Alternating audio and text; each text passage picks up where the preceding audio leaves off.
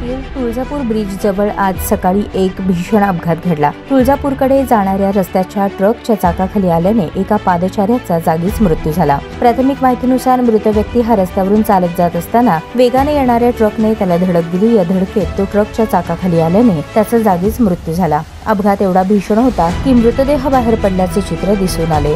घटनेची माहिती मिळताच पोलीस घटनास्थळी दाखल झाले।